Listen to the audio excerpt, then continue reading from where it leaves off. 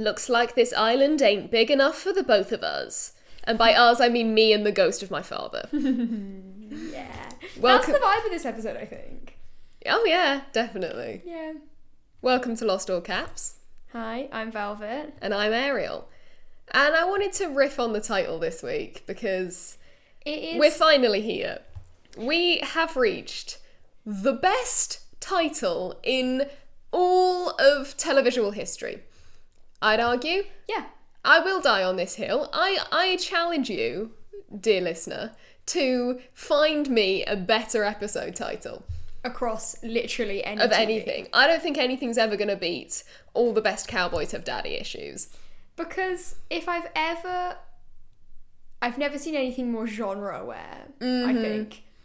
Like, Completely. we joke all the time about how, like, every character has daddy issues, like, oh, it's, like, such a running theme, but, like, they're like, yeah. Yeah. I also love that it's unnecessarily long. So long. So long and unwieldy, and for why. I know, I was thinking, like, we're going to be testing Spotify's character limit on this episode. 1000%. Because it's, like, all of that plus whatever we put as our title. I think our challenge this week is to say the funniest, longest sentence so that we can really, really drag it out. See how long we can make it. Yeah, absolutely.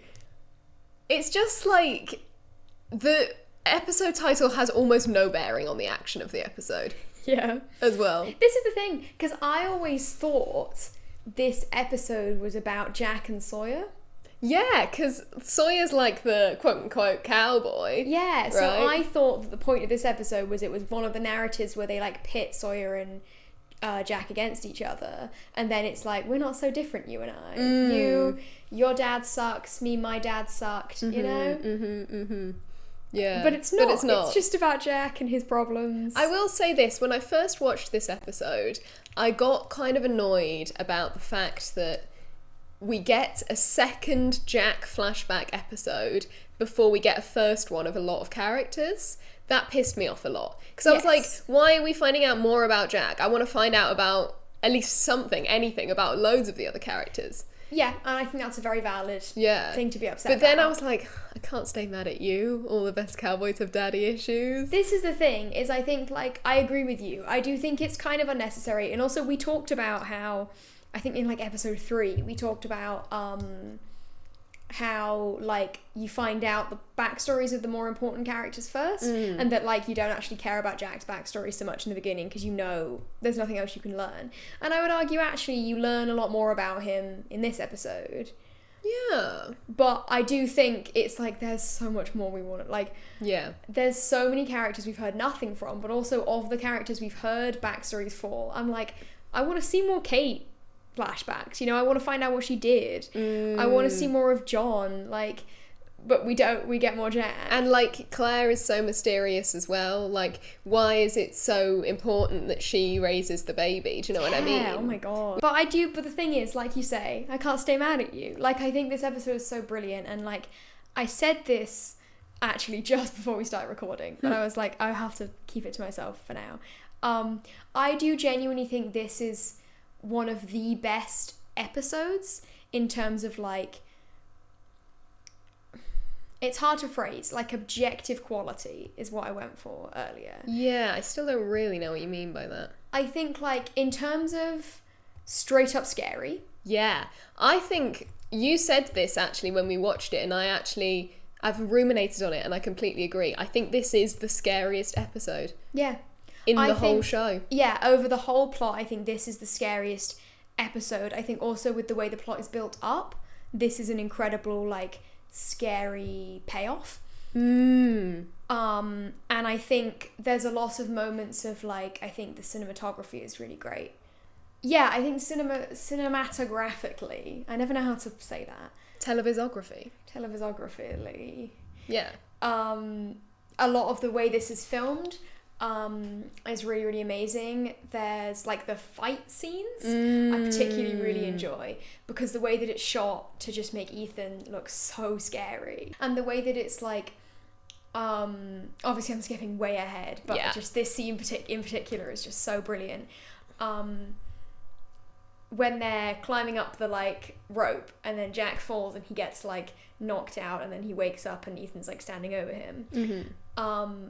The way that's done is like, because it's in the rainstorm, when he wakes up again the second time, it almost seems like that was a dream. Yeah. And I think that's so incredible, because it's like, Kate didn't see him. Yeah. It might have not been real. That's wild, isn't it? That like Kate didn't see him when they were like so close to each other. Yeah. It makes you think that it's not real. But then it's like, well, what are the implications of that? Like, surely Ethan himself is real. Surely. Yeah. They've all met him. Everyone else has seen him. But he wasn't on the plane, as we know. He wasn't on the plane. So like, what if he just is like a weird... What if he's like Christian? You know how like... apparition, yeah. Like, he can't touch him. Yeah. Well, I mean, he clearly does in this. Well, actually, interestingly... Kick and punch multiple times. This is too embarrassing of a reference to make? I'm excited to hear this. Fuck it, fine. So in the Hatchetfield series, which I don't know what that is. The Star Kids musical. Oh my god. So in the third one, which is called Nerdy Prudes Must Die, there's a ghost of a bully that they've like killed. And basically the ghost is like from this kind of alternate dimension where like evil lives, basically. And as part of that, they say like, you can never fight back. Like, he can touch you, but you can't touch him. Right, why? Because he's like... From a different dimension. Magic and evil, basically. Okay. And that's how he's been coming back to kill them, but they can't do anything like against him. I thought this was going to be a fun nerdy reference. No. It is a fun nerdy reference. Subjecting me to Star Kid once again. But before we get properly into the episode, I do need to tell you one thing. Go on. That I've been waiting to tell you this because I think it's so funny, but I was like, no, I'm going to wait until we're on air to tell you. Alright. I've not told you at all. So you know the jet punk quiz? I feel like I've brought this up before. Yes, I think you did. Yeah. Basically, it's like you type all of the episode titles of Lost and you have to see if you can do it in 15 minutes.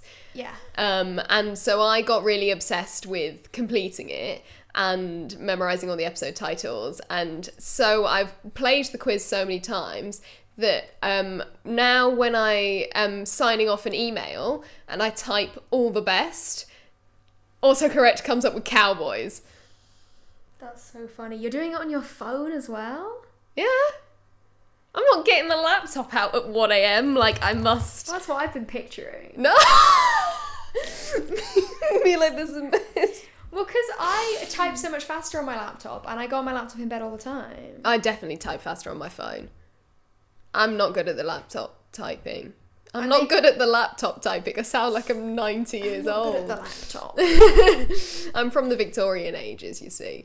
We're used to the typewriter. Do they even have the typewriter? Yeah, probably. Yeah. Also, typewriters are harder to type with than a computer. I think it's genuinely because of my nails. Oh, yeah, that makes sense. It's hard for me to type angle. on a computer. No, that does make sense, actually. But yeah, it was really funny. The quiz has been a great tangent because I did it once and I got like 30 out of 100 and whatever, 121. And then I've never done it again. But then I want to say 2 days later, I woke up in the morning to a message sent at like 2:45 a.m. It was like midnight. Just tried again. I got 50. 1 a.m. I'm nearly there. I'm so nearly there. What's the one I keep forgetting? 2:30 a.m. Just a picture of it that said 100%. Yeah. And I was like, why? I did it again the other night, I managed to do it all in 7 minutes, like 40. That's my record. I mean, that is insane. But I'm just not that invested in learning. But you see, it helps doing it on your phone because some of the longer episode titles, it remembers and you can just click them like that. So I'm like, all the best Cowboys. That's cheating. How is that cheating? Because you're not typing it out. It's not about typing it, it's about remembering it. Yeah, but if it was just about the time it took you to remember it, you could do it way quicker than 7 minutes because you wouldn't have to type it. No, I wouldn't. If I asked you right now to list all the episodes... It would probably take me about 10 minutes. Because it's hard to remember. It's a lot of information. It's not about how quickly you can type it. Definitely not. Well, then in that case, it's definitely cheating to get it to predict it for you. No, because I remember the titles. It's not like... It's like I type, The Life and then I have to type Death of Jeremy Bentham for ages. And no, I can just click, and then it saves me a few seconds.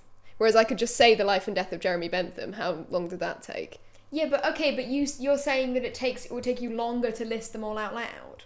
No, I'm saying it would take about the same time. Okay. Fine. All the best Cowboys Have Daddy Issues. That took about 2-3 seconds. To type that takes longer. Yes. Right, I don't care about this conversation anymore. I've lost track of what the point is. The point is, I have to grapple. I already have to send emails, which is upsetting. I mean, you're very brave for that. I know. And I have to grapple with the extra added challenge of all the best, Cowboys have daddy issues. Those are my pronouns. So instead of Ariel Hebditch, it says Cowboys have, and then in the Cowboys brackets, daddy/issues. Okay.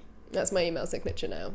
It should be. I haven't got an email signature. Should I have one? No, I don't have one either. Okay, cool. I've never like asked anyone. I'm like, I feel like I should, but like, I don't know how you set them up actually. And also, who cares? Yeah. So the first note I have for this episode is just guys being dudes. What's that in relation to? I'm not entirely... And then next to that, it just says brackets chasing through the woods. I think there was like one shot of like Jack and John really aggressively running through the woods. Yeah, they're like, it's quite a dramatic scene at the beginning where like Saeed is like bleeding out on the floor and they're like, oh, and then they finally figure out that Claire and Charlie are missing. And then it like hard cuts to like a really high speed chase through the woods. I think that was what it was in reference to. Do you want to know something really cool though? You know that scene where after that and then they like stop and John's like, they find like the bag and yes. Like there's a struggle and then they go back and they get Kate but Jack kept running. After that they stop again, in all like the green and it's like really bright green. His hands are still covered in Saeed's blood. I noticed that too. How cool is that? Yeah, really cool. I think I wrote down Jack's bloody hand while shouting for Claire because he's like puts his hand to his mouth and it's like covered in blood. So cool. This like whole episode his hands are covered in Saeed's blood. Yeah. Which is just so cool. It's very cool. I think like until the rainstorm. I think so, yeah. Well, because he's just like running through the forest for the whole episode, right? Yeah. That is really funny. The funny thing about Jack is every flashback episode he has, he just falls into delirium. Yeah. Every single time he's forced to think about his father, he just goes completely insane. Yeah. And I think if Christian Shepherd was my dad, I'd do the same. I think so. What's interesting about this episode is the flashbacks is not the flashbacks. Do you know what I mean? Like a lot of the other ones, it's been like this huge reveal from this person's life. But for this one, it's like what's happening on the island is more interesting, I think. Yeah, oh yeah, absolutely. And the reason why this episode is so scary and so masterful is because of what's happening on Island. But it is also a reveal of sorts, because what we get is the question that you asked when we watched White Rabbit, which is when his mum says, how can you say that after what you did? And now we know what he did. Yeah. So obviously I remembered this. I just didn't realise that was what she was referencing.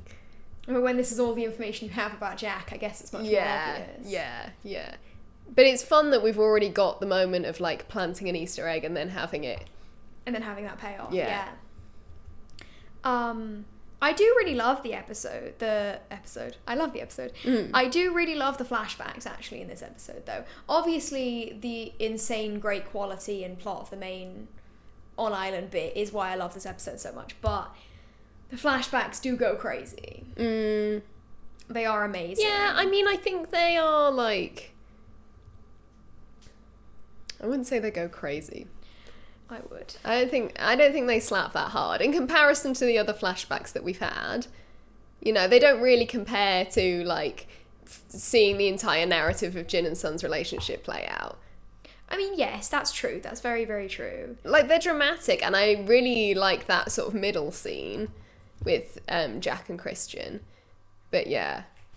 Do you want to know something crazy? What? this is something that a connection that I made that like, which could mean nothing. Like, it could be entirely unintentional and it could mean absolutely nothing. But because I was making notes, I made the connection and I'm so excited about it. When Christian is being like a massive bitch to Jack, you know, like the middle scene in The Office, and he says like, I've been hard on you, but that's because that's how you make soft metal into steel, which first of all is not how metal works. And like complete bullshittery, because you can be a good father and also a surgeon, and you can be a surgeon and also have had a good childhood. It's so clearly just an excuse for his terrible behaviour. Oh, absolutely. Yeah. But he says that line, and then the very end of this episode... I made this connection too. Bang, bang, bang on the floor. What's under the island? Steel! Yeah. I know. And I never would have noticed that otherwise. But it's because we're on our third watch through, because we're making notes for this podcast. Like, when you first see it, it's just like, what the fuck are you talking about? There's metal under the island. Which, huge reveal. I was shook. Oh my god. I was absolutely shook when I found this out the first time. Gobsmacked, jaw on the floor. Like, insane. And the idea that, like, we know Christian is like on the island / not on the island. Jack, it like has to be the leader even though he doesn't want to be. He's the steel thing. I'm like, oh my god, the way it's set up is so clever. Interesting. So do you think the steel under the island might have something to do with Christian's ghost? I think maybe, because also there was another bit where which we mentioned that Ethan might be a bit like the Christian apparition, is when Jack like wakes up from being beaten up and he like runs off after him, he says like, I won't let him do this, and then he says not again. Yeah, but that's in relation to the pregnancy, right? Yes, but does that mean that he thinks Ethan and Ghost Christian are of a similar being? No, it's just saying I'm not going to let another pregnant lady die. But I won't let him do this. I think you are massively reading into semantics there. Intentional. Also, I'll tell you what I thought the first time I saw the metal under the island. It's not real. It's not real. The island isn't real. The island isn't real. Oh, I thought you just meant there's no metal there. There's no metal. Me when I lie. Boone lied to me. No, that the island isn't real. Interesting. And that it's like some kind of like a artificially man-made created thing. Like it's not a natural island, which would explain why none of them know where they are. The pilot doesn't know where they were. They were supposed to be flying over like open water. Yeah. A little Truman Showy. Yeah. Some kind of like social experiment. Or something. You know? Like an orchestrated Lord of the Flies kind of situation. Yeah. They're like, let's crash these people on this island and see what they do. Like, you know that bit at the end of the Truman Show when he like walks up the wall at the and side? the sky is like not real. Do you think that's what would happen if they swam out? Maybe that's what happened to Joanna. Maybe she didn't really drown. She hit the end. She's like, fuck, what the hell's that? Got concussed. Yeah. Yeah. Then that was it. I was just like, oh my god, Crazy. It's not real. I'm now thinking that's really cool. That's such a cool theory, and I love the implications of that.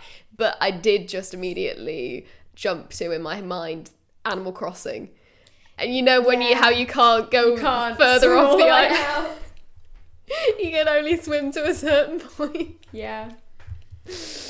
Yeah, it is often... I did consider once redesigning our Animal Crossing island to look like the Lost Island. Oh my god, someone must have done that, surely. If you have, please let us know. Let us know. Please drop the link. Honestly, that would be amazing. I'd love to see that. Because I got into this weird phase. I kept sending you pictures of them where I discovered you could make Miis on the Switch, which I didn't know you could do. And so while we were watching TV in the evening, I would sit with the Switch and I would make Lost characters as Miis. And then I was like, oh, I could like find outfits on Animal Crossing. I was like, I'm gonna do like little designs to like it look like a face paint that like is the cut on the eye and all that kind of stuff. I was gonna do it all, and then I was like, it's on an island. It's on an island. And then I just never did. Oh, that would require a lot. It would be a big commitment, but I think you should do it. I think you should abandon everything else in your life and do this. This is your calling. This is your purpose. I think it is. It needs to happen. But yeah, okay, so I talked about the like I won't let him do this, and you said that's in relation to I won't let another pregnant woman die. Why does he only care when he finds out she's pregnant? I know. Wait, he does care beforehand. He does. No, okay, he does. That's doing Jack a bit of an injustice. He does care. But it's what changes his mind, isn't it? It's very obvious. You can tell from the kind of like framing and the kind of acting that Foxy is doing that this is what changes his mind. It's giving, you know that bit in Hunger Games? Oh my god, you haven't read Hunger Games. There's a bit where basically they pretend that she's pregnant to try and get the games called off. Right. And in the interview, Peter is like, you know, I wouldn't have any regrets if it weren't for the baby. And then suddenly the entire, like, the feed gets cut off and, like, the crowd goes crazy and they're like, what? We have to, like, stop this. And it's like, what? They don't care that she's a 17-year-old who's going to go and kill, but they care that she's pregnant. It's giving that a little bit. Yeah. This happens, like, so much, though, it's in such media. A hugely common media thing. And especially, like, Lost has a bit of an obsession with pregnancy. Oh, my God. Girl, we've barely scratched the surface. I mean, we've got 2 out of, I want to say, 300 pregnancies in the show now that have appeared. We should do a little tally. You know how I made my spreadsheet of, like, confirmed kills of each person? We should do confirmed pregnancies of each person. Confirmed pregnancies and, like, pregnancy scares. There's quite a few of those as well. People being like, but what if I'm pregnant? And it's like, but what if you had a personality?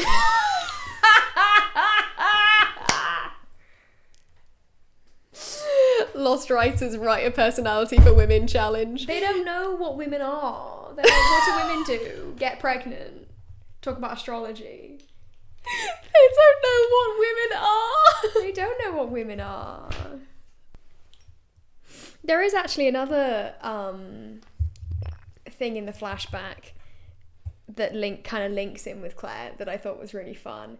It's like such a tiny detail, and it definitely wasn't on purpose, but like when Jack goes to sign the forms and he like slides the pen over and it's like the same pen, I think, like same kind of pen that Claire uses when she's signing her adoption papers, but like it doesn't stop. That's interesting, actually. We've had 2 very poignant moments of signing a contract of some form. Let's talk a little bit more about this scene, because one thing that I noticed that I really liked is how, like, for the last probably minutes of that scene, Jack doesn't say anything. Yeah. Did you notice this? Like, for ages, it's like something like Christian says, like, if you told them, if you mentioned alcohol, I'd lose my license or something like that. And he says, yes, you would. And then Christian goes on this massive speech and Jack doesn't say anything in all of that time. And then he just sort of wordlessly signs. And I think that is done in such a good way. Yeah, that's really powerful. I love this scene. I think it reveals so much about Jack's character. That scene in these flashbacks of the way that he gets like pressured into that and then goes back on it. I just think he's like so obviously being manipulated, but this is the thing. Like, this is his dad. It's like you sort of go, oh, this has been happening his entire life. Yeah, and like Jack's dad straight up confesses to that. Like he immediately admits to that he's been doing it intentionally to make him a good surgeon or whatever. And that actually, ironically, that's kind of his downfall. Because he says that he's done all these things to Jack to make him a great surgeon and to make him a good person. And it's the fact that Jack is a good person and cares about the well-being of the patients that he talks about the fact that Christian had been drinking and that then Christian loses his license. Very poetic. He's like, it's like a product of his own making, you know? But especially in the beginning of this episode, the succession between flashbacks and Island is really, really short. And I think that's a really great style thing of building up the pace and the tension, is that like it's like really crazy on Island and then it cuts away to like Jack and then it's like it's back and then it's a flashback again, and it's like in the beginning of the episode it's really, really fast, and I think that's like a very much intentional stylistic choice. Because of the sort of like tension and to ramp up the tension and to kind of disorient the viewer a little bit, because like they obviously don't know what's going on, and it like kind of puts you in that mindset a little bit more because you're having to keep track of what's happening really, really quickly. Yeah, absolutely. I mean, it's so intense, the start of this episode. I mean, the whole of this episode, because as you say, like, we kind of don't get a pause. Like, Jack is just running, essentially, for the entire episode, you know? Yeah, he doesn't give himself a break. And so it's like, the viewer doesn't get a break either, you know? It's just, it's so, like, high tension, yeah. So for the majority of the episode, we have, like, Jack, Locke, Kate, and Boone as our, like, little quartet, as it were. Which is interesting, because it's like, we obviously have the John and Boone team up, which is, like, it carries on for a little bit after this point, but this is the first instance of it, which is nice, because it seems like Boone is, as we say, he's always trying to help, but he's often always just around Shannon, and Shannon is just kind of there, like, yeah, I think this shitting on him. It's a really nice moment for Boone where he gets to actually be helpful. Yeah. Like, he just, and as we see, like, it's kind of just because he's the first one to volunteer, because then Michael immediately goes, I'll help, and he's like, we're fine. Yeah. But I like that, yeah, he finally gets to go, like, I want to do something, and John's like, okay, actually, yeah, you could be helpful here. Yeah, and I really like that scene for another reason as well, when Kate says, like, I'm coming with you or something, and he goes, I figured you would be, and then hands her a knife. Yes! Just so slay. That's incredible. It's an amazing moment. That's like, it's weird girl solidarity, you know? Yeah, between John and Kate. Weird girl solidarity. Like, absolutely. I love that. Mm-hmm. And actually, you know, you said a lot of it's really fast, and I've said a lot of it's really fast, which is really great. Because it's really great for building up the tension. But one of the moments that is like, this is one of the scenes that's it's a little bit more static, but it's still like, there's still like massive ramp up of the tension. And even like the scene between Sawyer and Saeed, which I'm sure we'll discuss a bit later, which is like so random and kind of comes out of nowhere. But even that's got really intense. Yeah, like, completely. Even though it's a very quiet scene, it's kind of got a lot of speed to it still. But then Ethan is very still. I don't know if you noticed this. There's like the one when Jack like gets knocked out and he wakes up, it like pans up and it's all been really, really fast and like movie, and all the cameras have been shaking and stuff. And then he's standing there and he's like not moving. Right, okay. Interesting that you noticed the stillness in what is probably the most intense fight sequence the show has had to date. Because he's like Feathers McGraw. Oh my god. Was what my note was that I made. You wrote that down? I wrote Ethan is so still, he's like Feathers McGraw.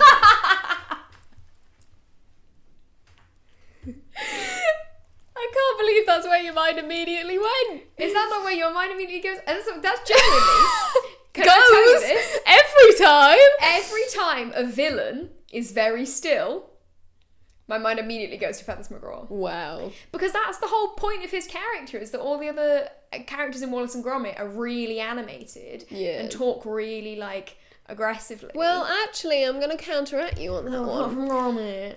Actually, when The Wrong Trousers is made, there's been no other speaking characters other than Wallace. I'm pretty sure. Because it's only Wallace in A Grand Day Out, and I think... No, that's not what I mean. I don't mean speaking. You just said that they were loud. No, I just mean, like, they like, move really... They have really over-exaggerated movements. Right. And they are really animated. And even Gromit, who doesn't speak, is really emotive. And you can always, like, he moves... Yeah, a no, lot. yeah. And Feathers is incredibly still. And that's why he's scary. That bird is so goddamn scary. That's why he's scary, because he doesn't move. He's great. He's one of the greatest cinematic villains of all time. Oh, 100%. I do love him. My friend has a tattoo of him. Oh my god, that's incredible. I wish I had a tattoo of Feathers McGraw. Honestly, real. I was like, when they told me, I was like... It's like, I went through a very quick, silent thought process of, like, initial kind of a judgment of being like, you got Feathers McGraw tattooed on your body? And then it was like, you got Feathers McGraw tattooed on your body? I was immediately jealous. It was like judgment to jealous in, like, 1 second. Yeah, I've got, like, a stuffed Feathers McGraw. Yeah. Who I love dearly. He should be the next mascot of the podcast. He should be. I'll try and bring him in next time. Mm-hmm. Gonna put him on air. But yeah, I think that fight scene starts... He wouldn't be a good podcast guest, though. No, he doesn't talk. Maybe that would be entertaining, though, wouldn't it? No, Imagine us being like, so lovely to meet you. What do you think about Lost 2004 to 2010? And he's just sat there like, I've locked the doors. It would be really fun.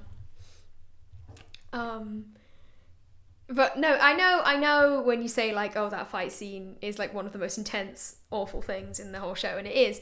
But I think it's really interesting that it starts off with that moment of stillness. Which is like one of the only kind of still moments of the episode. Yeah. I didn't notice that, I have to admit. But one thing I did remember is, so this episode doesn't have audio commentary, unfortunately. God, I wish it did. Yeah.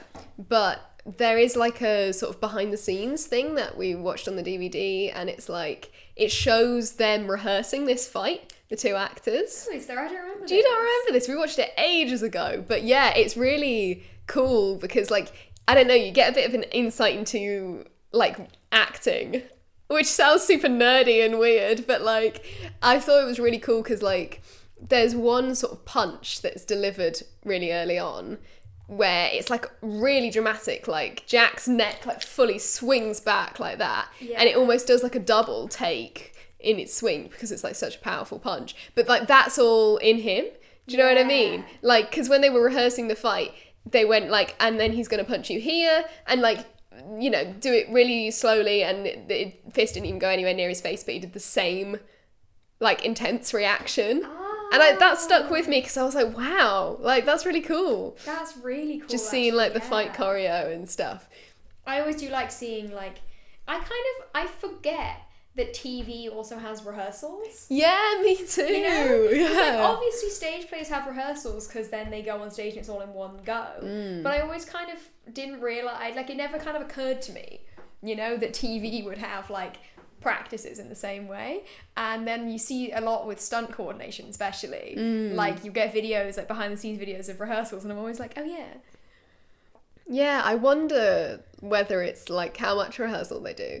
Yeah. You know what I mean? Because, like, no, I'm going to get massively nerdy now. Go on. I've already. So, I did an English literature degree.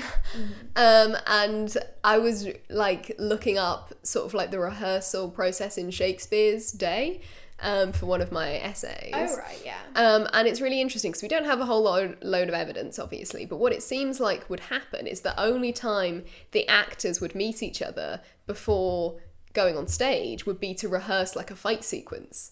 Oh, wow. Or something like that. Other than that, it was completely... just done off the cuff? Just done on the stage. Crazy. I know. Insane. And also, here's the thing about, like, Shakespeare's scripts. They were delivered to the actors in parts, which basically means it was super expensive and time-consuming to copy out the entire script every time. So what they would do is, say that you were playing Mercutio, they would just go, okay, this is Mercutio's cue line, this is his line, this is the next cue line, this is his next line. And that's it. That's all you'd get as an actor. It's like Marvel. Is that what they do? They get really paranoid about people leaking spoilers, so sometimes you only get, like, scenes where everything's blacked out apart from your own lines. Ah, well, there you go. But yeah, so not only had you never been on stage with this person before, but you don't know what they're going to say. Don't even know how long they're going to be talking for or what they're going to be saying. That's insane. I know, that's how theatre used to work 500 years ago or whenever. Wild. Yeah, really interesting. And so That's I wonder if, fascinating. like, actually modern day theatre is not necessarily a great parallel. Maybe perhaps it's modern day TV that is a better parallel to that, because I wonder, like, how much rehearsal they do just for acting style or acting technique. Yeah, you know? I think, like, standard scenes don't get a whole lot of rehearsal. It's more like marking it out where you're going to stand, and then they just go, okay, go. For the benefit of the camera. Yeah, right? a lot of, like, setup in TV is for the benefit of the people recording it, and the actors are kind of just, like, models. Yeah, which must be so difficult to do, and it's like a totally different thing. Yeah, absolutely. I think it can be really difficult to act. Full stop. To act full stop, but, like, to get really into the scene, you know? Yeah, it must And, be. like, get into character. I feel like I struggle that. really hard with it. Because I'm like, imagine, you know, you've done this take 17 times or something, but every time it's been like the light's in the wrong place or whatever. How can you even put any emotion into the scene? Yeah, it's definitely a skill. Well, speaking of extremely emotional scenes in television, should we broach it? So obviously throughout the episode, we've missed basically all of it. We'll circle back. Throughout the episode, you have like the bits of tape from Charlie's knuckles left as like a little trail, which is so creepy and cool. I am eating it up. I think it's amazing. And then the reveal of the final one being still on his finger is like chilling. I get chills when I watch this. It's awful. It's so...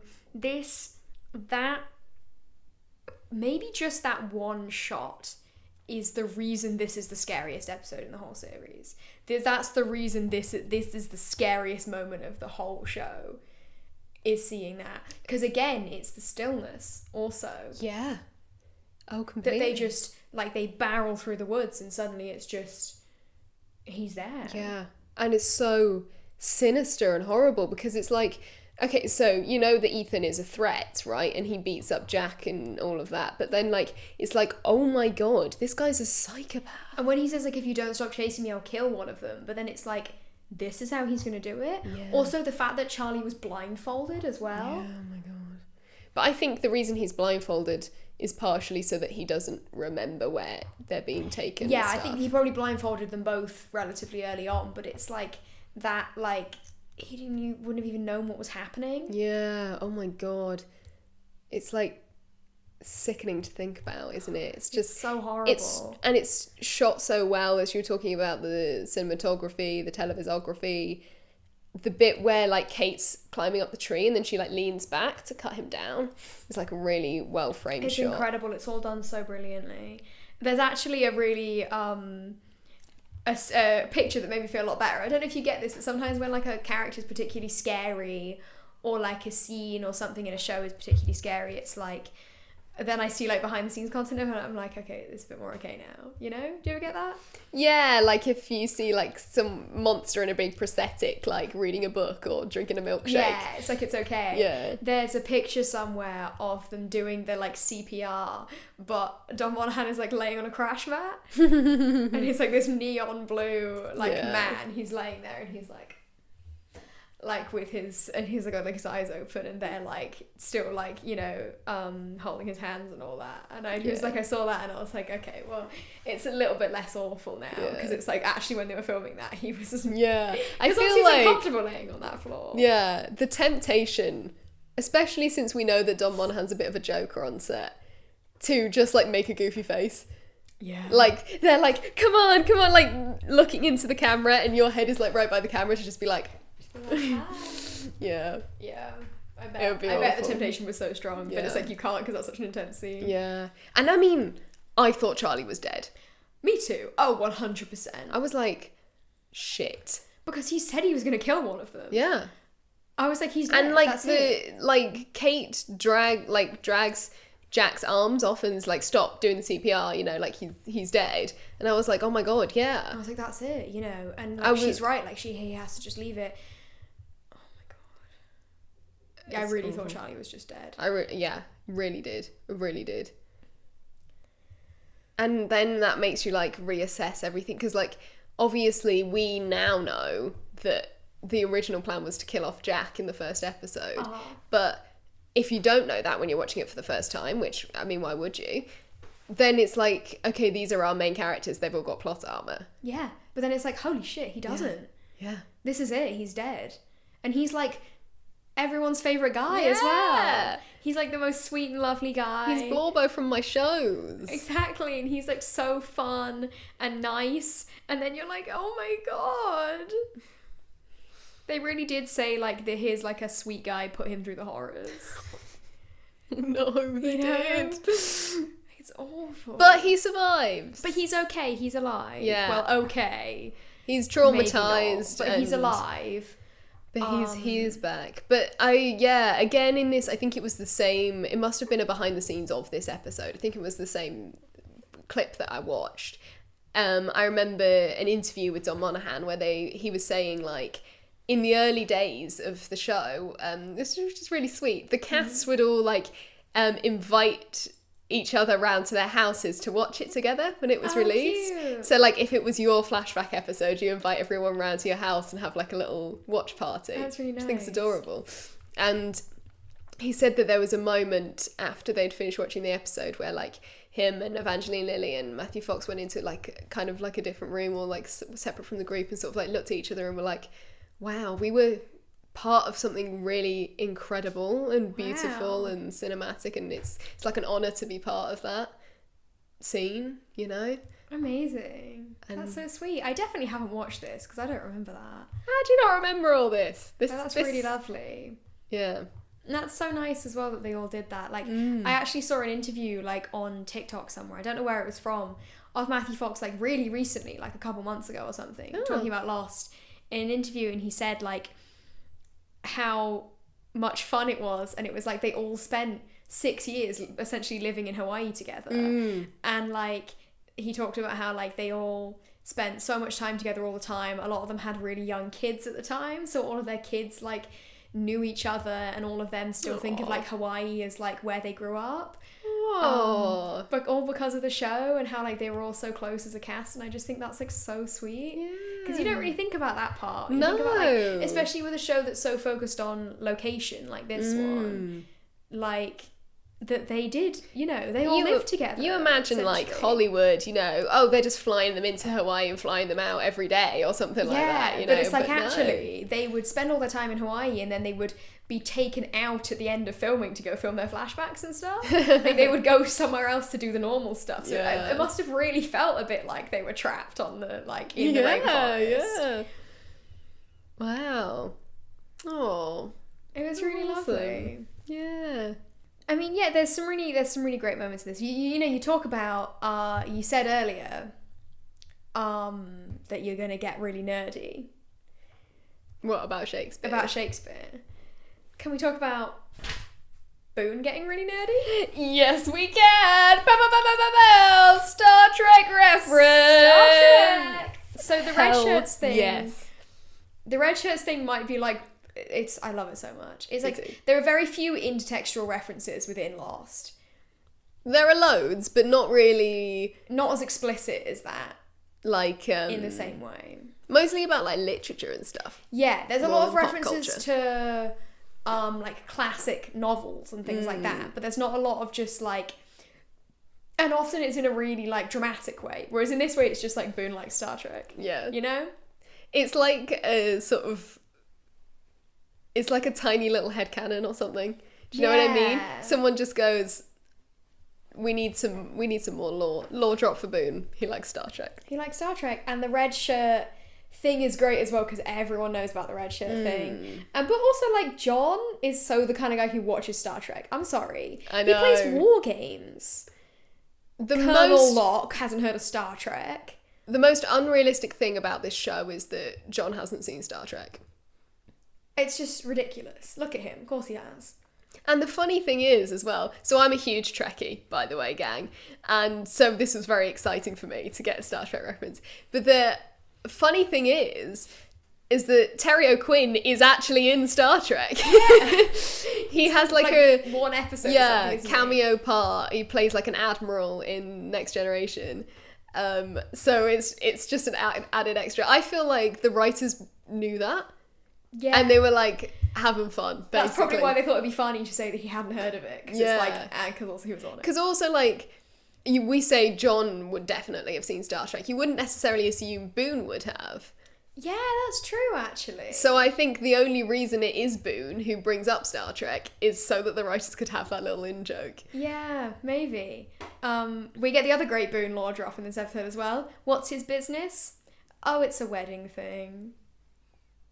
He's a wedding planner. I didn't know if we knew that already. Do we find that out? We found that out in this episode, because then he says to John, what do you do? And he's like, I'm a box company. And then he goes, and what do you do? And he's like, I run a business. Yeah. It's a wedding thing. I love it because he's been so arsey about the fact that he runs a business as like an authority thing. And then finally someone asks him what the business is and he's like, wedding planning. And also it's my mommy's. Yeah. It's his mum's business. He runs a division of it. Mm-hmm.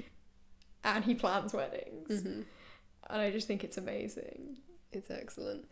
And that scene, it's so iconic. It gets clipped so many times, but I'm not mad about it because I think it's beautiful. The bit where John goes, "It's going to rain in 1 minute."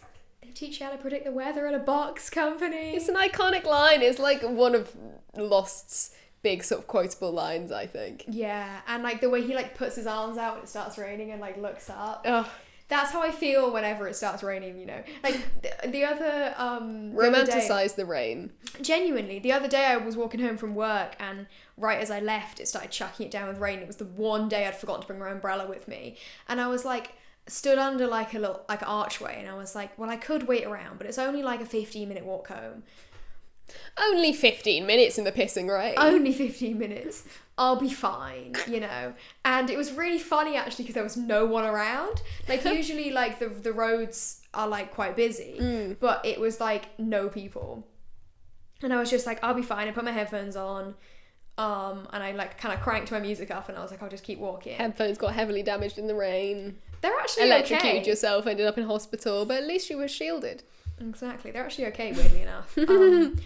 And I just kind of was walking and I like, I was like waiting at a bus stop and I did like kind of looked up a little bit and I was like, I feel just like John Locke. You're so John coded. This is just like in Lost. Mm-hmm. When it starts raining. OMG, just like Lost.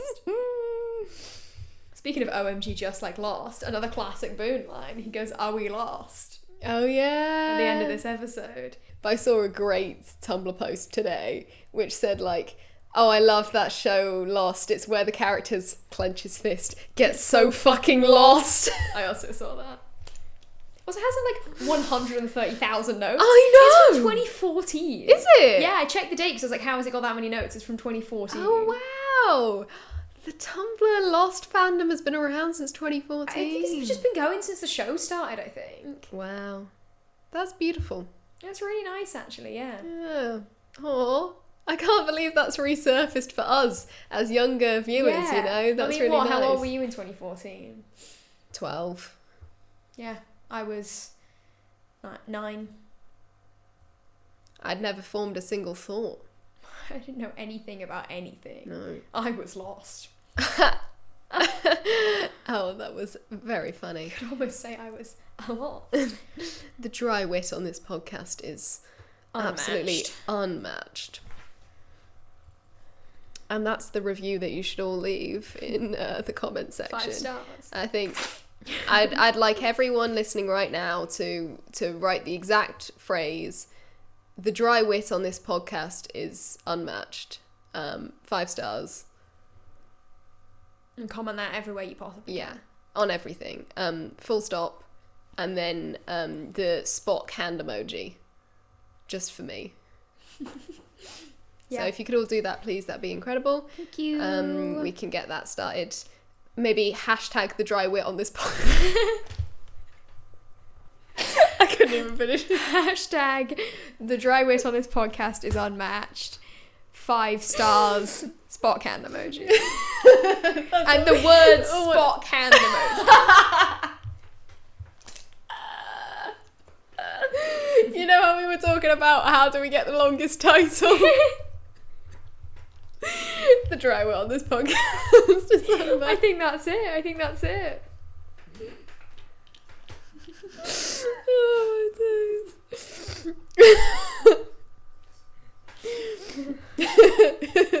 We've succeeded. Oh, dear. Incredible. So, the episode in general is amazing. I was trying to think about like bits we've not covered, but in general, it's so good. It is. Let me have a little look at my notes. Should we talk about the scene between Sayid and Sawyer? Because I found that's really a big scene that we've not. And I kind of forgot about that scene as well. Yeah, to be I don't honest. really remember it being in there, but I think it's really fascinating actually that it's kind of a return of their weird rivalry. Mm-hmm. Because you kind of, or at least you being me, kind of like forget about that in all of the rest of everything that's happened. So like Yeah. Sayid leaves the camp because of his guilt over what happened to Sawyer, but then he goes and meets Rousseau and you get so much going on, and so like he comes back and tells them, and it's all about him telling them that we're not alone, which appeared in the Previously On today, and I was excited about that. It appears in a lot of Previously Ons, and I really enjoy it because the fall is so funny. This was our first instance of it in the Previously On, which made me happy. And so I completely forgot about like how Sawyer would feel about him coming back to the camp. Yeah, you know? It never even occurred to me, and then it being him saying like, I could just like beat the shit out of you right now. I know it doesn't say shit because they can't, but he says something like that. And like Sayid getting to like look him in the eye and tell him, you know, I left because of shame of what I did to you. Yeah. I never was going to come back. I was going to leave out of like penance. It was really quite powerful. Yeah, and also like Sawyer has like a razor in his hands as well, and he's like kind of turning it really ominously, and I'm like, oh my god. And like Sayid is in such a position of vulnerability in that scene. Completely. Like he can't walk.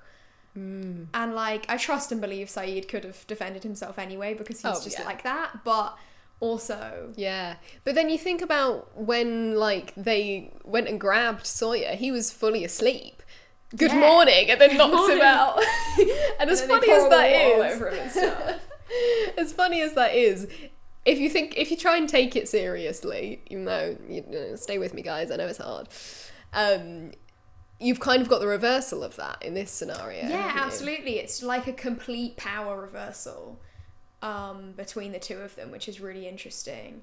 And like I wrote it down like as a joke, but actually I think it's really quite cool that they kind of just whisper to each other the whole scene. Like I wrote down like Sayid and Sawyer whispering to each other for a whole scene for some reason. And I was going to make like an ASMR joke. Which could mean nothing.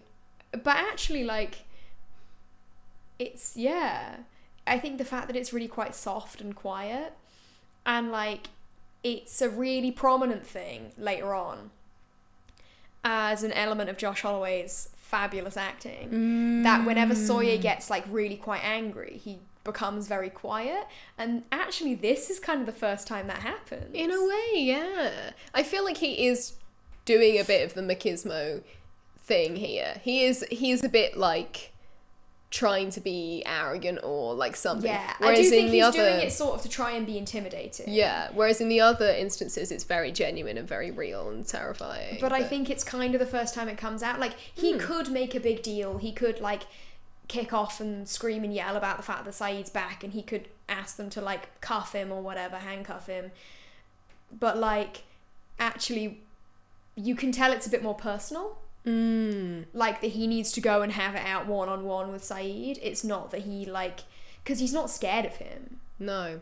He's angry with him. And I think that it really comes across quite well that that's why he's doing it. But also, not to be the jack of the situation, but if they don't live together, they're going to die alone. Yeah, no, and absolutely. so it's really important narratively as well, and possibly to the characters themselves, that they reconcile in some way. And I feel like you do get a reconciliation, because not only is there no violence, but Sayid tells Sawyer like the full truth about what happened, and he kind of gets a bit of perspective, doesn't he, where he's like, the French chick is still alive. Like, he kind of goes, wait, hang on, about our beef for a second, what? Yeah, and also he's like the first, like, that's not public knowledge yet, is it? Yeah, absolutely. And then he also ends the scene by saying, I kept your signal file burning for you. Yeah, there's a bit of a, like, once again, we're not so different, you and I. Of, like, maybe this is the this town is big enough for the two of us scene.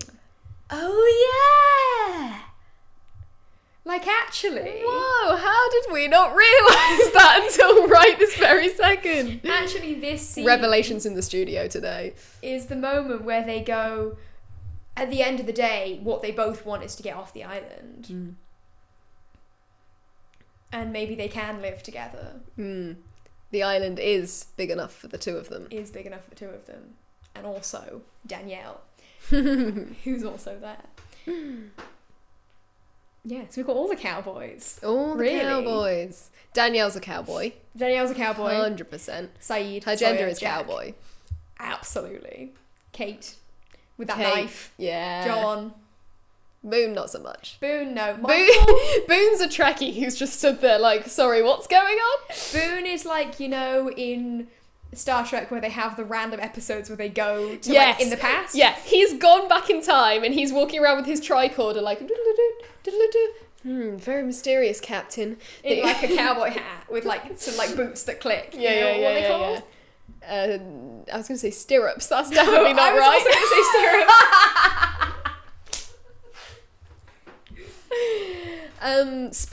Spurs, yeah. Boots that click. He's got like historically inaccurate spurs on. These boots are made for clicking. That's just what they'll do. That's just made me picture him in high heels. Yes. Why didn't we see that? I mean, they would have found the steel much sooner, wouldn't they? Yeah. Clang, clang, clang. I'm imagining him just like trekking through the jungle in fucking 9-inch stilettos. Oh, God. It's the wedding thing. Someone, please, if an artist is listening right now, please, please, please draw Boone in high heels. I owe you my life. And you need to caption that image, the dry wit on this podcast. Is unmatched 5-star smoke hands emoji. If you do that, we will genuinely... We'll invite you on as a guest. I don't know if we can make that promise. Fuck it, let's... We'll try our best. I would say Michael a little bit is kind of a cowboy. He definitely sort of like goes off on his own, doesn't he? A bit of a like, not lone wolf, but in a cowboy way. Yeah, no, I know what you mean. He wants to be part of it, and then it being like he goes. I love the way he delivers. Like, I'm going. What is it? I'm going south. Is it south? Yeah. He's just like, well, I'm going south. Very funny. No, it's great, and I think he actually does. He takes a bunch of extras, doesn't he? I know. And I figured like I forgot about that, and I figured, John telling him that he'd go, well, he's obviously just giving me busy work. I'm not going to do it, but then he does. Yeah, and I guess like that's at the end of the day, live together. They're like, we can put aside our petty feud. What's important here is that we find Claire, and I think that's actually quite a good example of that as well. Daddy issues. We find out. Little conversation between Walt and Hurley. Brian, my other dad.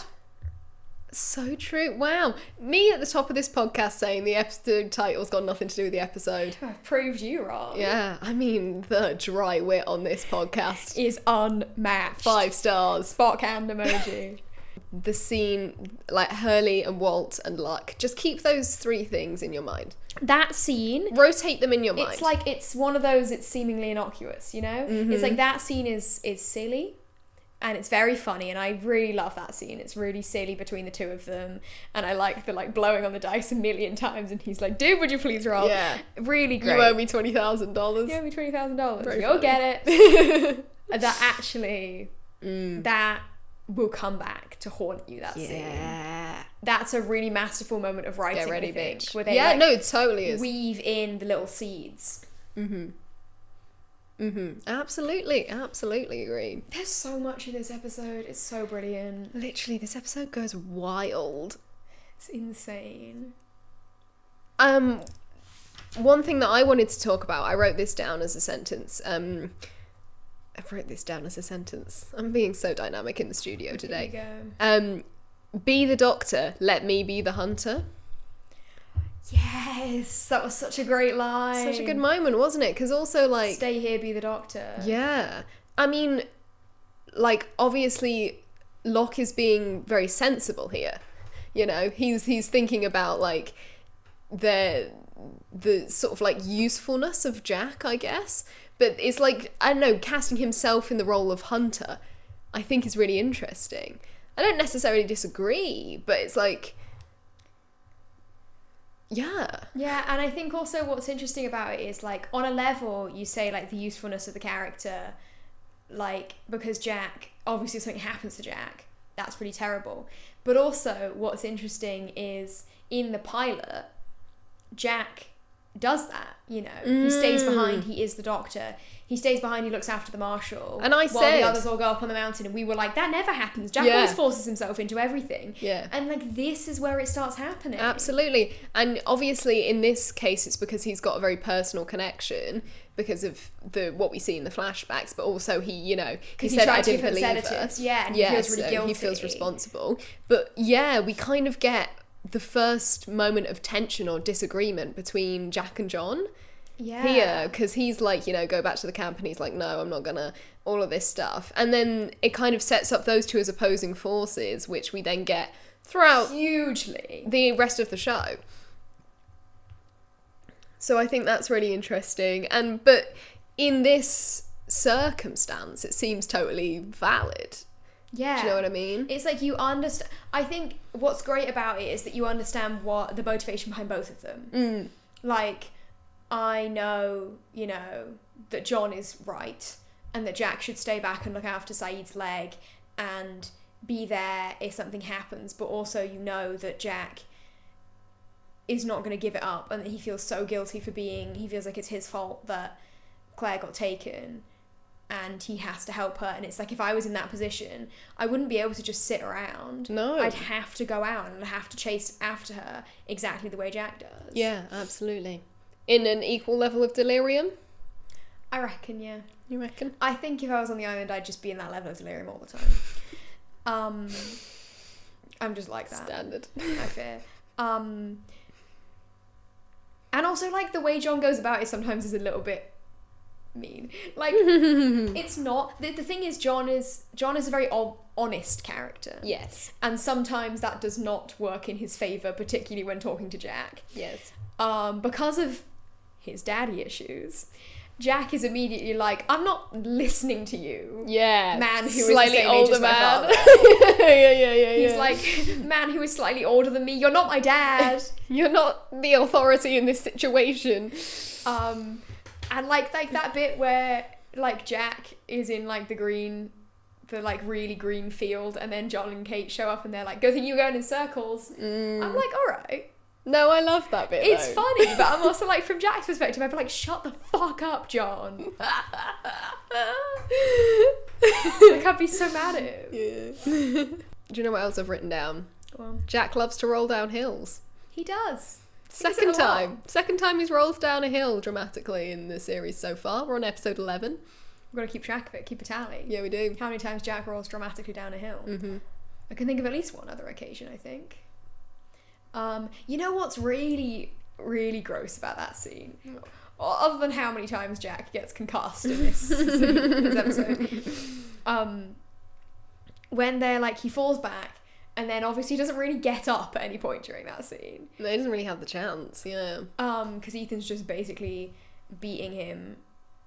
So many of those like punches and stuff are so nasty. Like, you talked about the really hard punch in his face, and like, but like the stepping on the chest always gets me. Yeah. That happens quite a lot in fight scenes in shows where like a character like gets their chest stepped on, and it's like so horrible. But it's when he gets kicked in the face. Oh my god, that's what really gets me. Ooh, I'm like, you'd lose a tooth or something, surely, wouldn't you? Like, I don't know where exactly he gets hit, because he doesn't really have like a bruise or anything when he wakes up, which he probably should. Yeah. But like, it's the way he just like, he's like, Ethan's got like hold of his shirt, I think, hasn't he? I think he's so. Like he's saying like, you know, stop following us. Yeah. And then he just like lets go and kicks him, and clearly like runs off again, because then Kate's there like straight away. Yeah. Huge props to whoever stunt coordinated this, because that is brutal, isn't it? Whoever the stunt coordinator on Lost is, you're incredible. You deserve a raise. Literally. I also wrote down props to the hair and makeup department at one point, because at the end, like the sores on Charlie's neck. Oh yes, I did notice that. He's got like so nasty. Loads of really nasty like marks on his neck, yeah. And on his eyes as well. He's got like kind of marks where the blindfold was. Oh, interesting. Across his eyes, especially like when they first take it off. I'm not sure about when they're back in the cave, but when they first take it off, he's got like, which obviously means he was like struggling against it, but also he had it on for a really long time. Yeah. It's just little details like that that just make this episode so much more sinister. It's just like everything about this episode is just like so terrifying. And I mean, let's talk about where we end it as well, because we've got like Claire has been kidnapped by Ethan, and we've rescued Charlie, but and we have absolute confirmation of that now. Yeah, that it's Ethan that took them. Absolutely. And whether we think he's real or not is another debatable thing, but like we know that Claire's real. We know that Claire's real, and we don't know where Charlie's she real. is. Yeah. And we've got no way of finding out where she is, because Charlie is like the one person that would have given us a good clue. And he was the one who was leaving the trail as well. Yeah. So they don't have him anymore. And he says, I don't remember anything, like... I didn't see anything, I didn't hear anything. And the big rainstorm has washed away the trail, so they can't even go back and try and retrace their steps from that point. So it's just like, fuck, what are we going to do about Claire? What are they going to do? And as a viewer, you're like... It's so helpless. Claire! Because also it's like all of the last episode, what they've really, really built up is she's going to have her baby really soon. Really soon. Like, she was having contractions. Like, she could have been straight up in labour that whole time. You know? Charlie going like, this must happen all the time. Like, if I can kick drugs, I can deliver a baby, but he's blindfolded and Ethan is also there. Like, I don't know what to do, man. This isn't my job. I was just supposed to grab her. Like, yeah, there could be literally anything happening to her right now. It's so terrifying. It really is. And it's like, it adds a whole new level of danger, because live together, die alone. Once again, she's been separated. And if they just leave her... I mean, then what the fuck? You can't just leave her. It's Claire. That's Claire. Yeah, completely. But then, so that's not even the final scene of the episode. As dramatic and shocking as that is, then we get the twist, the absolute twist at the end. And the very clever lead into that, where you think they're all back and they're like fine, and then Shannon going up to Kate and just saying they're not back yet. Yeah. And you're like, oh my god, yeah, where the hell are Boone and John? And like with the sort of red shirt reference as well, I don't know, you kind of get a bit worried about them, because obviously Boone's like, the red shirts always die. And they are using a red shirt to track their thing. Yeah. So you're like, how much of this is a metaphor and how much of it should I be concerned? And like when they're like in that scene when Boone is like, I'm just gonna go back, I'm like, don't go off on your own. But this is also the thing with the red shirts as well. Like, plot armor. I mean, perhaps that's meant to clue us into Charlie and really make us think that he's dead. Yeah. But the weird thing is like neither Boone nor Locke nor Charlie are red shirt characters, minor characters, right? The red who are just going to die. Like the pointing woman, Joanna, who is Joanna, dead, who you know. And so it's like, it's crazy. Maybe the reason they bring it up is to sort of say, this is not what we're doing. Anyone could die at any moment. Maybe. I mean, I don't know. But yeah, like, you go, don't leave him, don't go off by yourself. Do you or think whatever. they're trying to imply that maybe Claire's dead? Could be. Maybe you're supposed to kind of think that as well. Maybe. Or maybe it's supposed to be about, like, Ethan. Ethan's a bit of a peripheral red shirt character. Yeah. And it's like, don't underestimate them. Don't underestimate the red shirts, yeah. That Ethan was an extra who just was doing a bit of hunting, and that was it.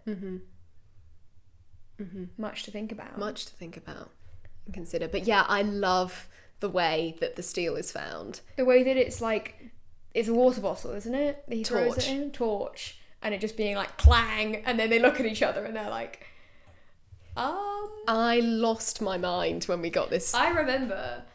I freaked the fuck out. I was like, there's metal under the island? I was like, this is wild. And it's like so exciting. It's the equivalent for me of like the French transmission or something like that, you know? It's one of those really freaky sort of lore drops, and you're just like...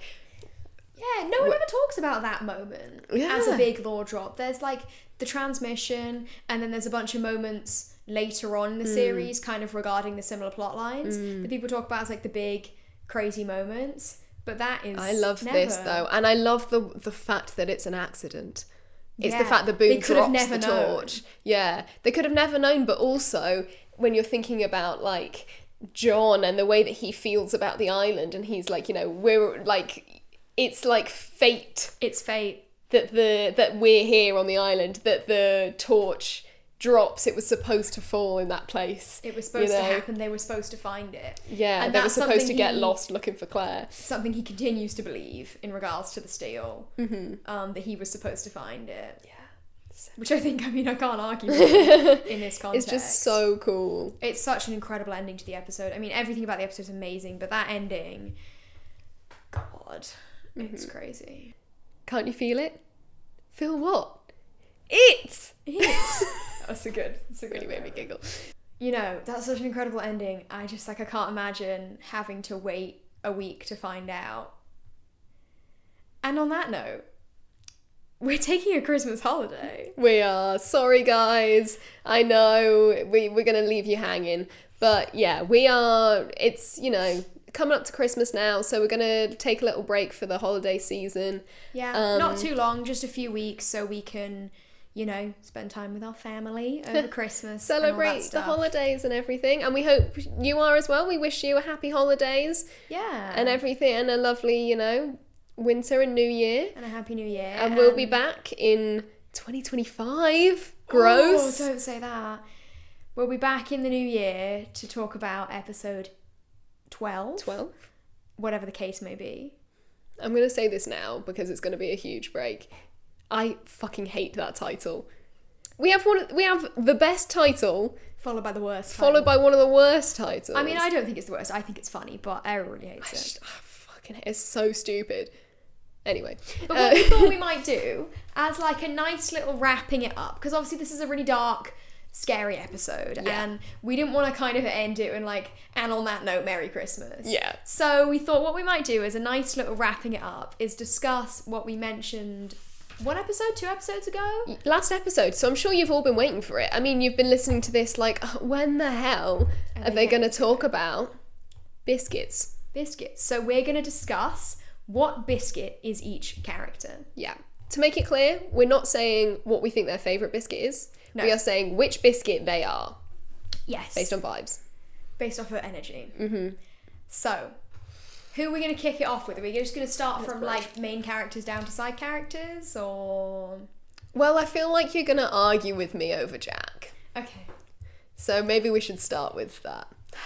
Because I think Jack is he's going to be a bland biscuit. Digestive. Absolutely. You think? Maybe like a hobnob. Because they fall apart really easily. That's interesting, because I was thinking hobnob for someone else. Ooh, interesting. I was thinking for Jack, I was going to be a little bit nicer than digestive, because a plain digestive... Not necessarily plain. Maybe like a digestive with chocolate. With some chocolate on. I could see that. But I was going to go for a malted milk, because they're actually quite nice. They are quite nice. But they're not your go-to, are they? And they're just a bit boring. But they're quite sweet and everything. So I'm I like Jack, but he's not my favourite. I like a malted milk, but it's not my favourite, you know? Okay, I can get on board with malted milk. I think, definitely something relatively plain. But I think, or maybe one that's got a little surprise. Something in the centre, you know? Because because Jack surprises you a lot, I think, across the show. You think, he's the, straight character, he's the boring guy, he's the doctor. And then you're like, ooh, where did that come from? Yeah.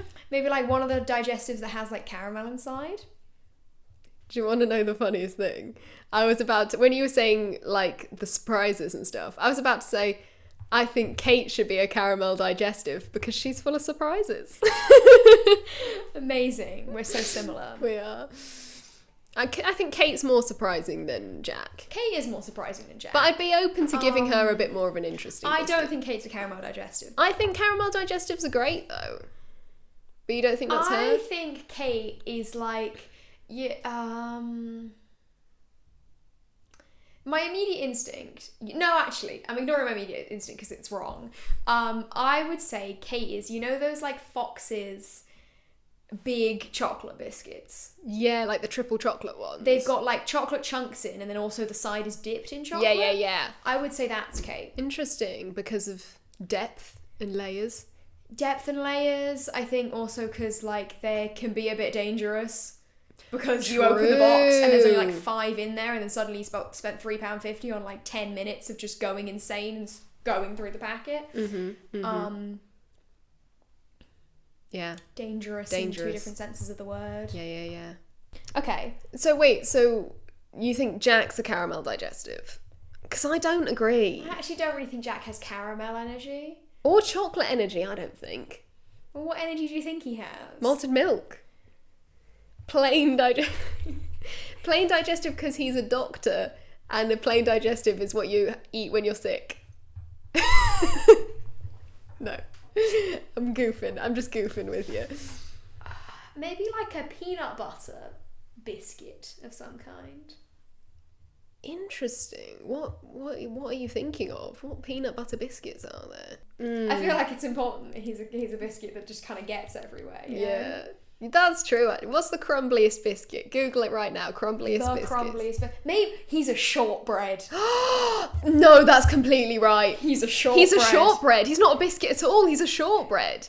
Well, shortbreads are kind of biscuits. I count them as biscuits. Yeah. We're going to be playing fast and loose with the definition of biscuit today.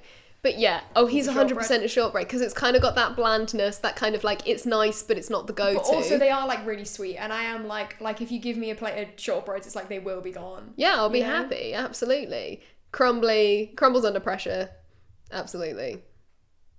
100%. Okay, we've nailed that down. Good work, team. So, hobnobs, you said earlier. I was going to say that John is a hobnob. Interesting. Because, here's my reasoning. You think it's just like a normal biscuit, right? You're just like, oh, hobnobs, they're kind of boring. They're kind of just like... And also a bit of an older vibe. Like, you know that John Mulaney bit's like, I'm just a little old man out here doing nothing to nobody. Yeah. You know? That's a hobnob. But then you bite into it and you're like, oh, what the fuck is this? I see. I mean, I haven't actually eaten a hobnob since I was about 9 years old, so I'm not sure I can really remember what they taste like. Me neither, but I feel like they're weird. I would say John is a ginger biscuit. Okay. You gonna elaborate on that? That's definitely... Root of the earth.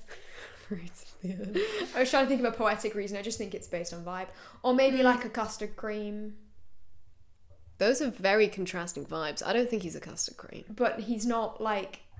Custard's a bit too silly for John, I think. He'd be like, I don't deal with the frivolity of custard. Ginger biscuit I can get on board with. Ginger biscuit, though. I think, yeah, it's got a bit of an older vibe as well. He's not exactly sweet as a character. No. He's a bit more He's nothing savoury. like sugary, nothing chocolatey or anything like that. I don't think. Okay, so let's pencil in ginger biscuit for John. But I still think hobnob's a contender. Hobnob, I'm on board for hobnob though as well. Let's wait and see if we think one of the others fits hobnob better. Okay, yeah, we'll keep Or ginger hobnob biscuit sort of better. in reserve. Yeah. Okay. Give me another character then. Hit me with it. Ooh, this is one I actually spent a long time thinking about this. This was like, I couldn't sleep the other day and I was like, biscuits. Saeed. Interesting. It was a difficult one. But I think I have settled on one. I think he's a Viscount. Yes. Because I feel like he's mint-coded. He's definitely mint-flavoured. He's mint-coded, right? Yeah. and Viscounts are like kind of fancy. They're not like they're like a treat biscuit, you know? Definitely. He's a mint. He's something with mint cream in, I reckon. Absolutely. Like, and I can't really explain that. No, but he just is. He has mint energy. I think Saeed has really intense green energy. Yeah, I agree. I think this all the time whenever I think about anything to do with like arbitrarily assigning things to the characters. Like Saeed always comes back to green. But like a dark green. Yeah. Not the ridiculous green of my hair. Not the We've colour not of your even hair. addressed that, have we? Ariel says different colour now. 2 hours into the podcast, dyed my hair. It's green now. Don't look at it too closely because you'll see where the blue didn't properly bleach out. I did a bit of a crap bleach job on it. Yeah, Velvet's fault. He is the green of a salt and vinegar packet crisps. Ooh, I'd go a darker green than that. I'd go for more like a kind of forgive me, green velvet fabric. You know, when you see like a chair or a sofa or curtains or something, like that kind of dark green. Yeah, I can get on board with that. The green of a Viscount wrapper. Yeah. Also, Fits. like, it's sort of like metal holographic. Definitely Oh his my god, vibe. and he's like, he does all like the tinkering with all the metal Yeah. and stuff. And Metal. he like Viscounts come like individually wrapped, and he's all like closed He's off. solitary! He's solitary! This... Clearly I was thinking all of this on a subconscious level, but all my brain was putting through was mint-coded. It's all in there. It's all in there. Okay, well that's absolutely Viscount. correct. He's a Okay, Viscount. I've got one locked and loaded for you. Oh yeah? Charlie. Party ring. Alternatively, pinky wafer. See, I feel like Pinky Wafer fits better. Because, well, what would be your reasoning for either of them? Okay, so party ring, partially I'm like, it's a classic British working class staple. Agree. You know, like I can see him having one of those birthday parties where you have like a bouncy castle and then like in a big like gym and then Jelly and ice cream. You know, Arctic roll. Party Those rings. like shit juices that taste awful Yeah, that yeah, have like yeah, the yeah, tiny yeah. straws in. And like he has to Cocktail share sausages. he has to share it with Liam even though the birthdays are really far apart. Like I Yeah, have yeah. such a solid image of it. Yeah, completely. And I think party rings are obviously there for that. But Pinky Wafer is more his vibe, I do think. Also, they're also similar. They are also a party staple. I mean, Yeah. should we tell the story? Is that even going to be funny to anyone other than our family? I don't Probably think not. so. But it was my birthday, wasn't it? Yeah. I had a big birthday party when I was little. I feel like a lot of people have like that one birthday party where you invite the whole Where you like pull year. out all the stops. It was like your 7th birthday or something. Something like that. We like managed to rent like a big village hall. Don't even know how or why. Know I think where I it had was. no bearing on the planning of this party, to be quite frank. And yeah, it was like a big village hall, and we invited my entire class. And everyone came in fancy dress, and I remember there was this boy called Michael in my class, and I think he came dressed as Superman. I have a distinct image of him coming dressed Yeah, I as think Superman. I was going to say definitely someone was Superman. And when we all sat down to have our big lunch, he basically took the entire plate of Pinky Wafers. Yeah. I think we have a picture somewhere where he's in the background, just like, but like, it was so funny because it's almost like the serving plate got put down, he just swapped his plate for the plate of Pinky Wafers. Yeah, it was like all he ate at the party was Pinky Wafers, Yeah. and he loved them so much. And now, like, whenever we talk about having like a party, Dad is always like, "We've got to get Pinky Wafers." Yeah. Whenever they get brought up in conversation, which admittedly isn't a lot, I do always think about Michael. Yeah, me Wonder too. where he is now. I think he's a chef now, actually. Really? Yeah, I feel like Well, he had such a sophisticated palate as a child. I feel like Mum saw like a Facebook post from his mum or something. They're still like friends on Facebook. He's like a chef now. Wow, there you go. Also, my reasoning for Charlie. Gourmet Pinky Wafers, that's his specialty. My reasoning also for Charlie being a Pinky Wafer is that Charlie, for me, the song Pink Pony Club by Chaperone is written about Charlie. And I'm pink, obviously. Yeah. Pink Pony Club, Pinky Wafer, very similar vibes. Agreed. And you know what I just thought as well? Like, I feel like both Charlie and the Pinky Wafer are... It is funny. Sorry. It's objectively a funny thing to start a sentence with. It's the way that we're so seriously discussing the concept of a Pinky Wafer. I know, I think they're called pink wafers, not pinky wafers, aren't they? I don't even know. If you don't know what we mean, I mean, I think you Yes, can you guess do. from context it's I a think if pinky they're called wafer. pink wafers, and we're calling them Pinky Wafers, I don't think anyone's going, "Oh, what are you talking about?" Never heard of that in my life.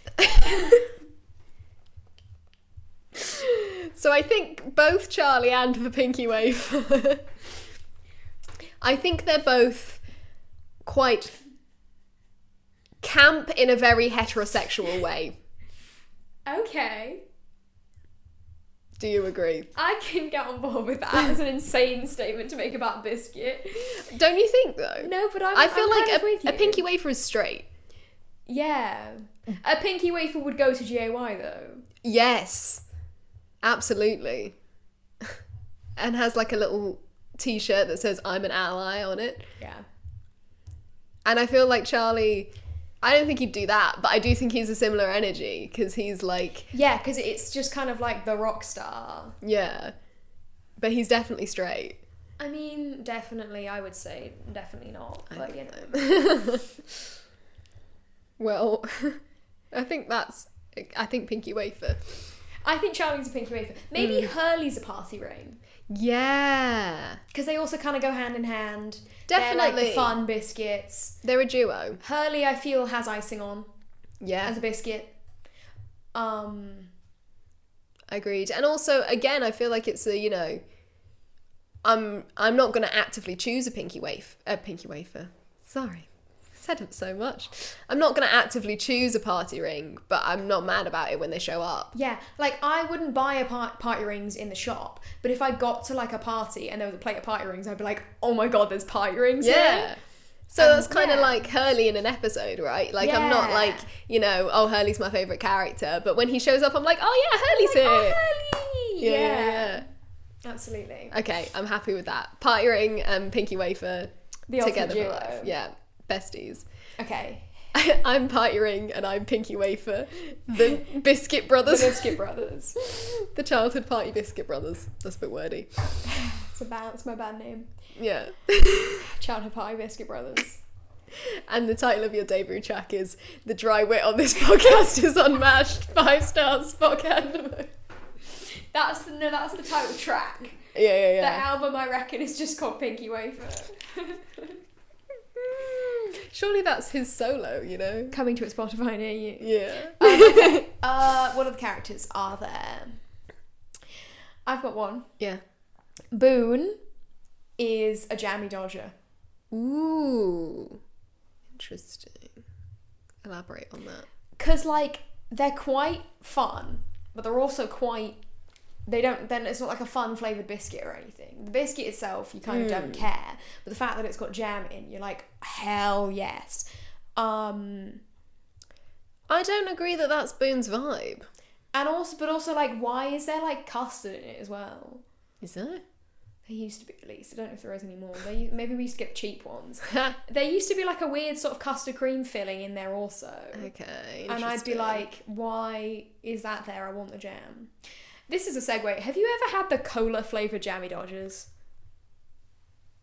I can't believe you just spoke that monstrosity. It's What awful. are you talking about? So they taste exactly how you expect them to, which is kind disgusting. of... It's bad. It's like a Coca-Cola Haribo inside a jammy dodger. Oh my god, what? It's so... Actually, when you said that, I was like...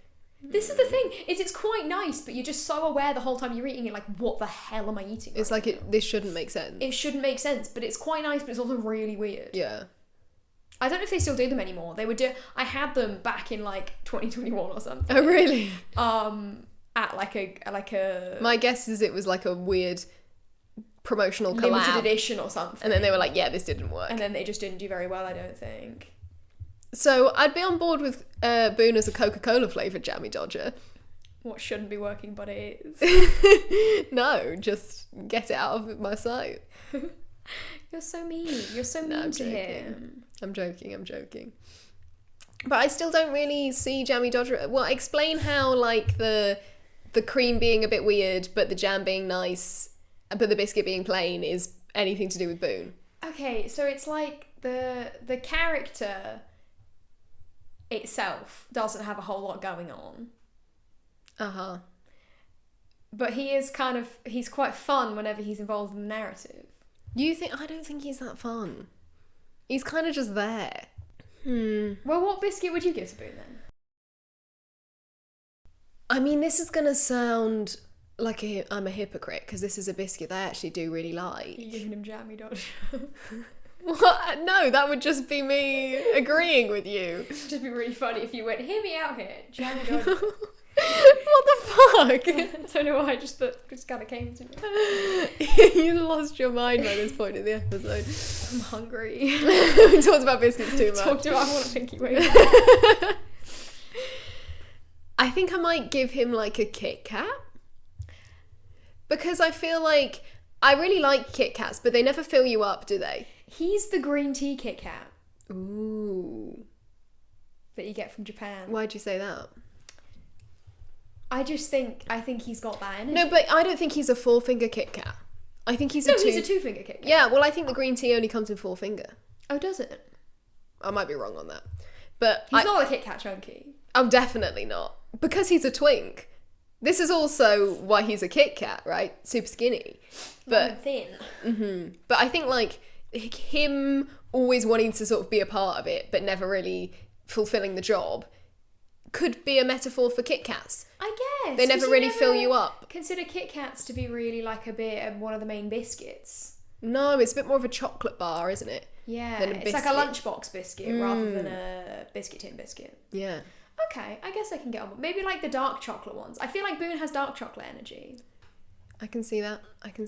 If he was a chocolate bar, he'd be one of those really fancy chocolate bars that's like 70% cocoa and it's like really gross to eat. Yeah. He'd be one of them because he's pretentious. Yeah. Okay, so we're going with dark chocolate Kit Kat because twink, doesn't do the job, and pretentious. Yes. Amazing.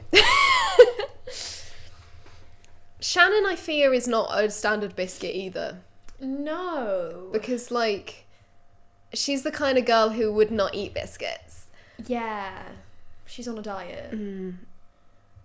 Oh my god. This just came to me. Go on. She's a rice cake. She is a rice cake. Maybe dipped in some strawberry yogurt as a treat. Mm-hmm. And I feel like we need no explanation for that. Yeah. She's a rice cake, brackets derogatory, by the way. Oh yeah, I like a rice cake. I don't mind a rice cake, but it's not a biscuit. No. If I was around at someone's house and I was like, oh, I want something sweet after dinner, and they brought out some rice cakes, I'd be like, I'm going home. I'm leaving. And the strawberry yogurt, most of my motivation is pink. She has very pink energy. Yeah. And I can also see her, I can see her enjoying a strawberry yogurt. Mm-hmm.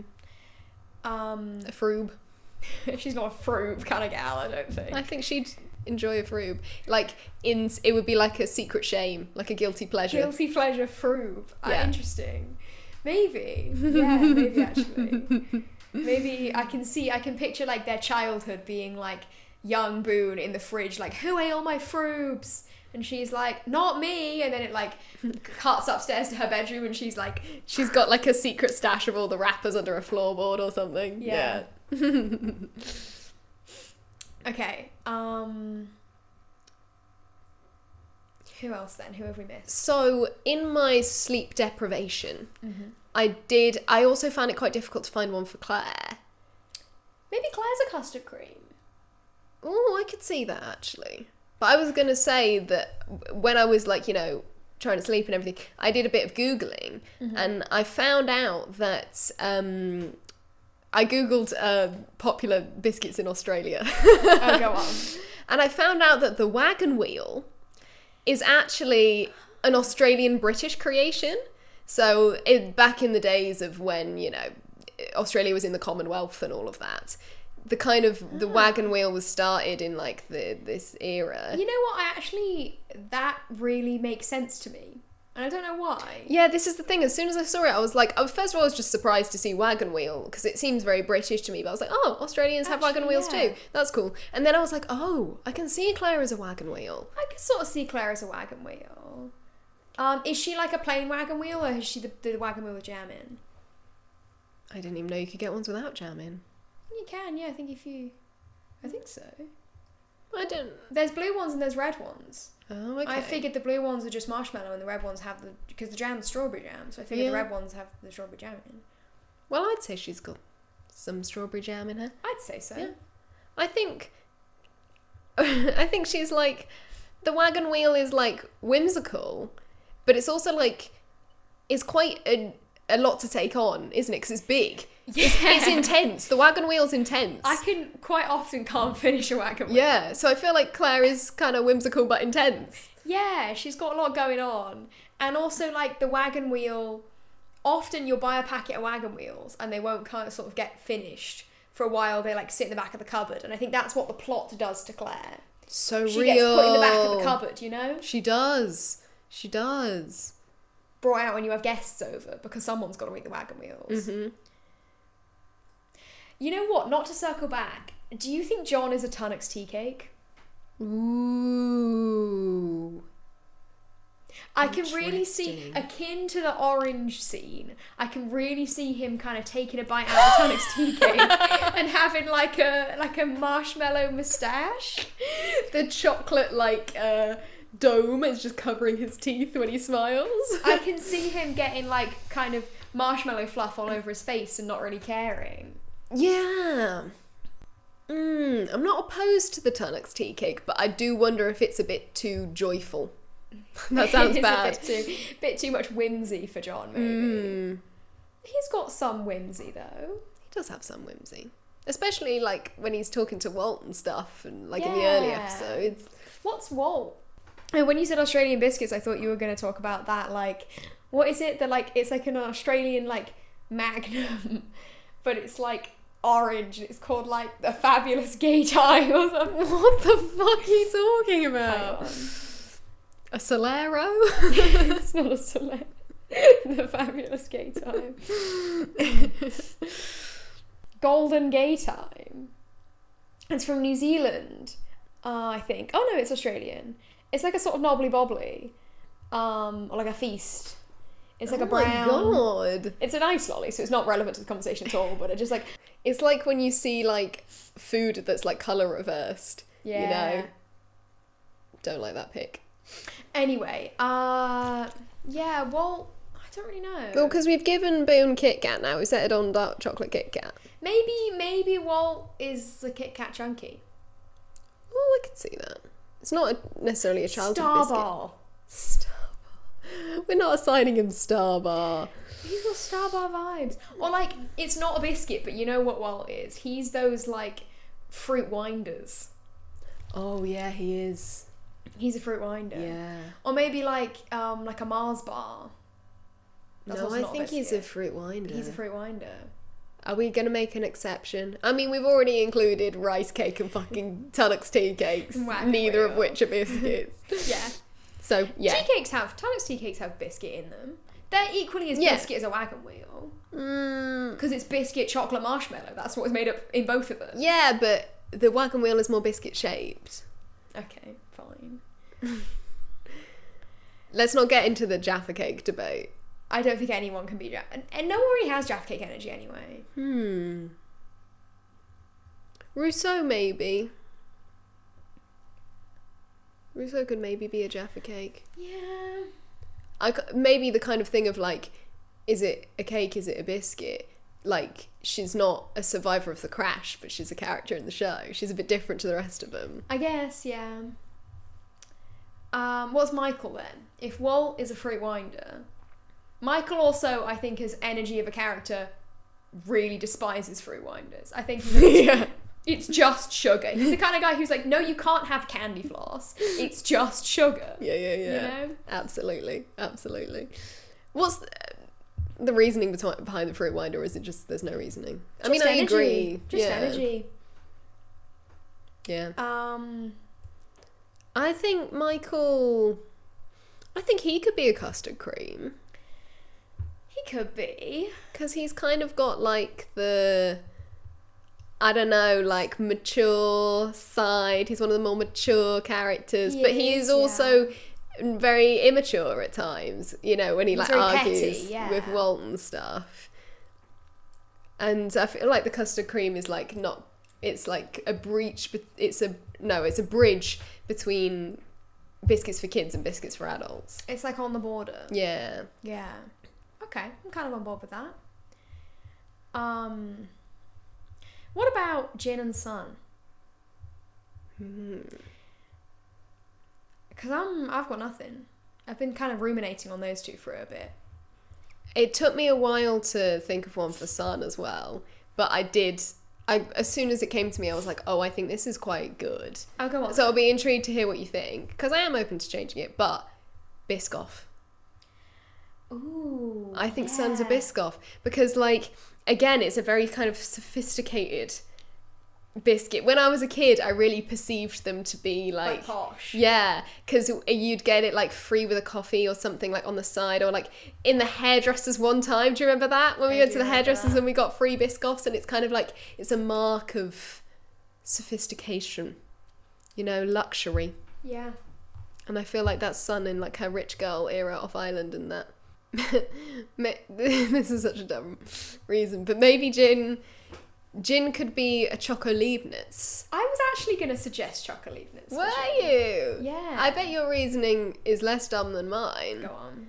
I was going to say the sharp edges of chocolate of the Choco Leibniz reflect his cheekbones. It's good. It's good. I was just also thinking in the realm of like fancy chocolates.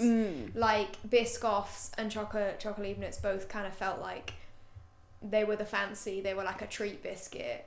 Oh, a Biscoff and a Choco Leibniz is a power couple as well. Yeah? You kidding me? So I think they Real. I think that Real. works. They complement each other. Although, they don't really in the show, do they? But they're married. They were like, in the past. They used I'm to. thinking about them more off Island, to be fair. Yeah, we with haven't these seen a whole vibes. lot of them on Island. Yeah, we haven't really. So who else have we got left? Trying to think of like main characters. Oh, Sawyer. He always falls out of my head every time. I always forget Sawyer.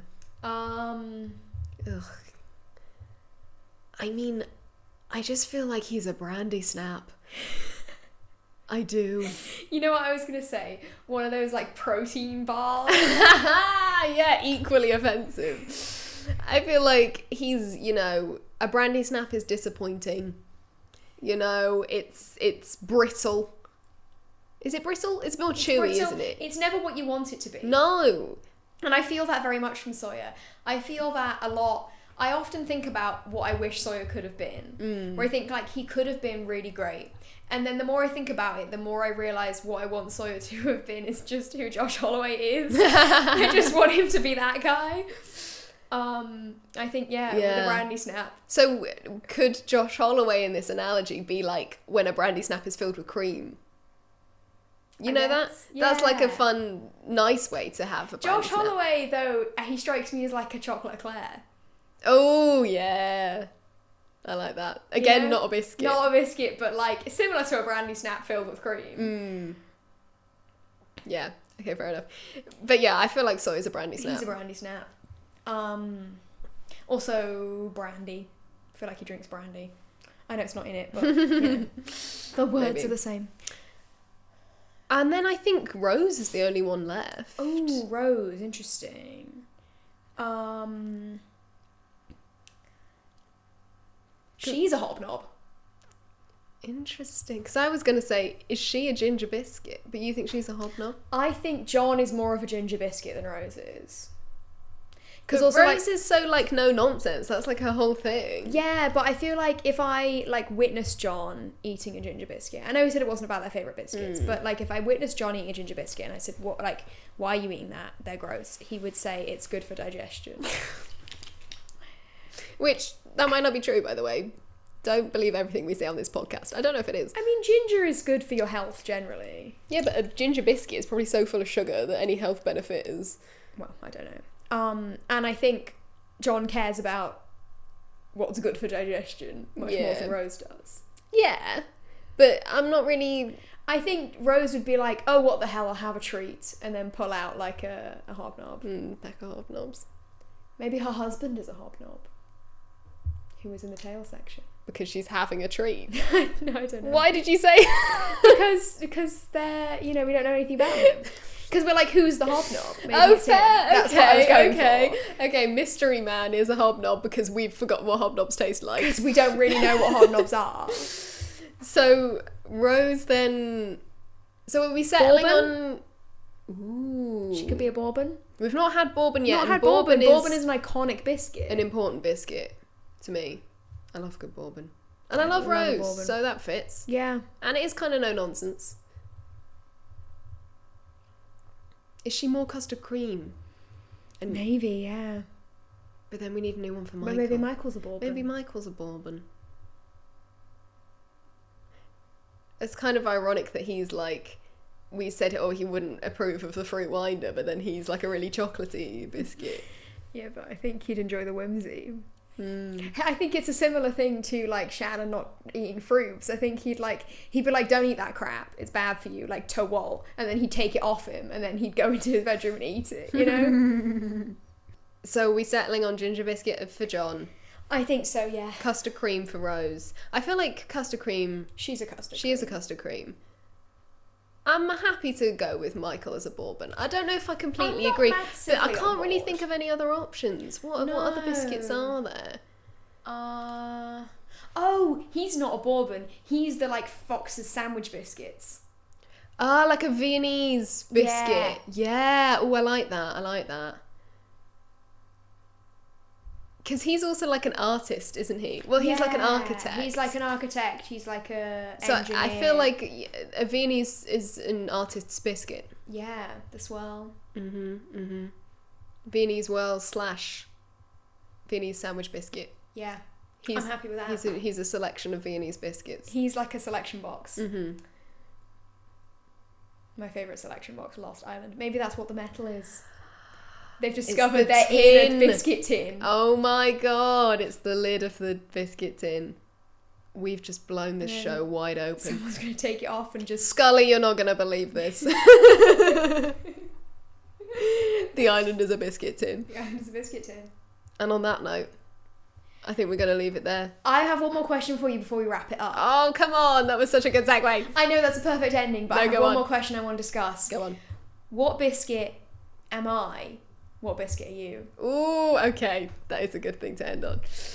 With your hair, you're like those ice gems. How dare you? Because they've got like biscuit and then it's like icing on the top. The ice gems suck. I know they suck, but like but visually.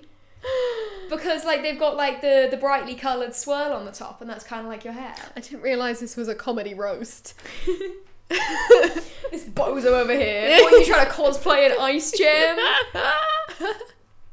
I feel like that's what would happen to me if I ever did do a comedy roast. Oh, all the jokes would be about your hair, 100%. Yeah. Okay, well, fuck my drag, I guess. Okay, well, if you're going for ice gems... No, that's not my answer. Oh, that's not your answer? No, I was going to say, in terms of vibe, actually, something coconutty. Ooh, I like that, because I love coconut. Like a coconutty biscuit. But I don't really know any coconutty biscuits. You can get ones that are like, they're like rolled in coconut shavings, like before, like...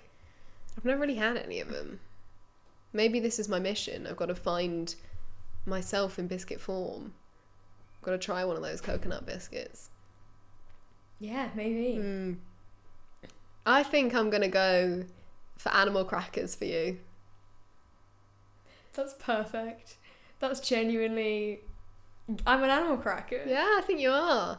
Oh, they're not called animal crackers, by the way. They're like... I think they're just called animals or animal biscuits or something. They're like a little purple packet, but it's from Cadbury's, and it's like little biscuits with animals, little zoo animals on them, and chocolate on the back. Yeah, they've got like monkeys and rhinos and elephants and stuff. Yeah, and the packet comes with a fun fact about the zoo on it, and I feel like you come with a fun fact quite often. I do come with a fun fact. Yeah. Oh, a lot of the time. And you're obviously going to be one with chocolate in it, because... Yeah. Just because...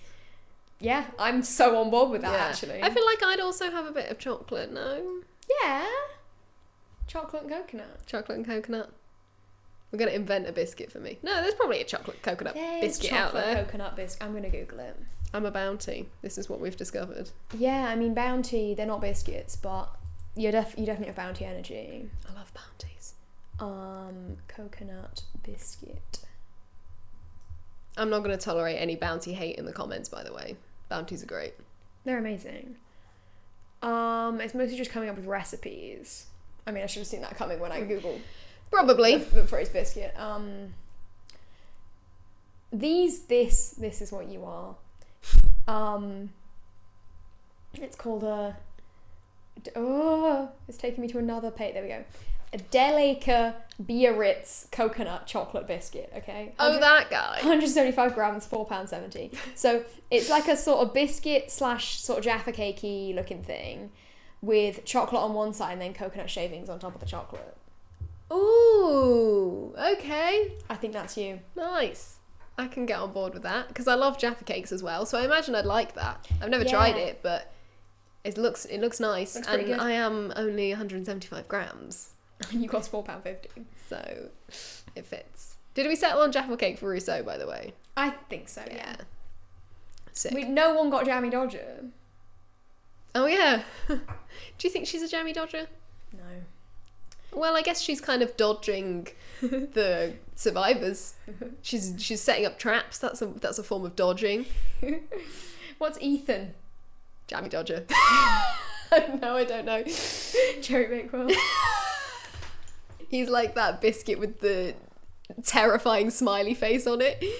I like those. I like him too, but the face is a bit scary. The face is a bit creepy. That's the Marshall, because he's nice with an evil face. Oh yeah, okay, of course.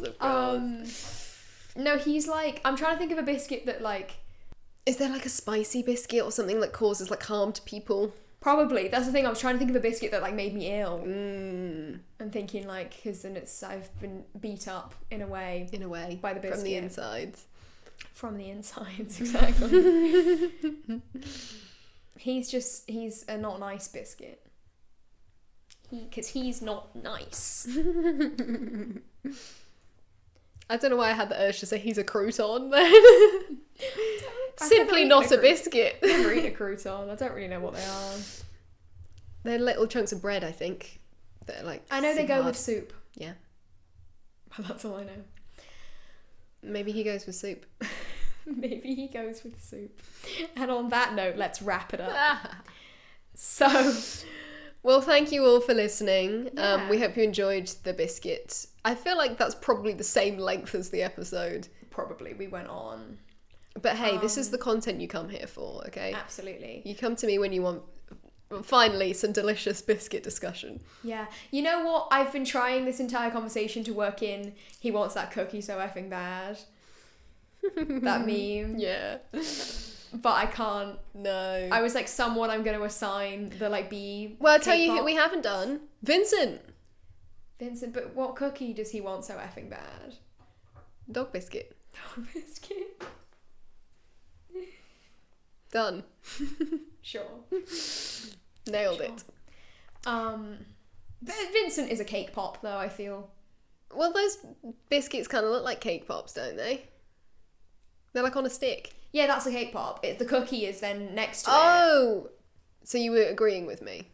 Yeah. I thought you were disagreeing. No, I wasn't arguing with you. I was saying, yes, you're correct. Okay. Great. Well, I'm glad we've cleared that up. So we just want to say happy holidays. I hope you have a very good break and new year. You know, if you are missing us and missing like seeing content from us, then you can follow us on all the socials. Yeah. You know, watch all our silly little clips that we post, and you know, we're gonna fully properly break down the official biscuit post. There'll be an official biscuit breakdown. Yeah. Going up very soon. So stay tuned for that. And I'm sure we'll be, you know, lots of ways to see us over the break, I'm sure. lostallcaps__podcast on Instagram, lostallcaps-podcast or pod or something on variation of that. Everything else. On most things, TikTok, Tumblr, Facebook, YouTube, Spotify. And we're going to be signing off now, and we'll see you in the new year to talk about whatever the case may be. I hope you will join us then. Thank you. Thank you so much.